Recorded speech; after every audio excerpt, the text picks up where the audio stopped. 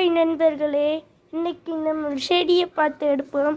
இங்கே பாருங்கள் மக்களே, ஊட்டி ரோஸ் நல்லா ஊட்டி ரோஸ் பாருங்கள் மக்களே. இது விதை போட்டிருக்கோம், வளருது நல்லா பாருங்கள். பாருங்கள் மக்களே, இதான் மக்களே ரோஸ் செடி. ரோஸ் இங்கே பாருங்கள் மக்களே.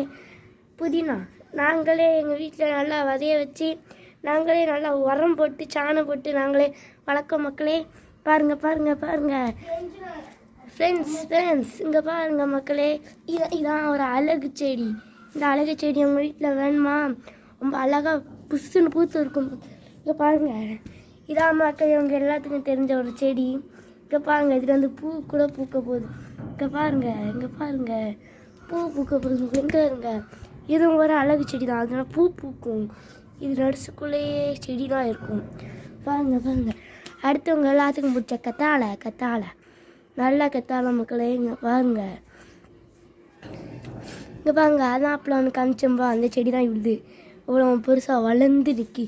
பாருங்கள், இதான் மக்களே ரோஸ் செடி. ஒரு குச்சி மட்டும் நட்டு வச்சுருக்கோம், அது வளரணுமே. இதான் மக்களே மாட்டி ஒரு செடி, பூ பூக்குத செடி. இது மல்லிகை மக்களே. எங்கே இது ஒரு குச்சி செடி. இதிலேருந்து உடைச்சா பால் வரும். இப்போ பாருங்க பார்த்தீங்களா, வருதா பாருங்கள் மக்களே. ஏன் மக்களே ஒரு பூ இது வந்து ஒரு மணி அப்படியே பறந்து கிளானி போகும். இதுவும் அதான் பாருங்கள் மக்களே.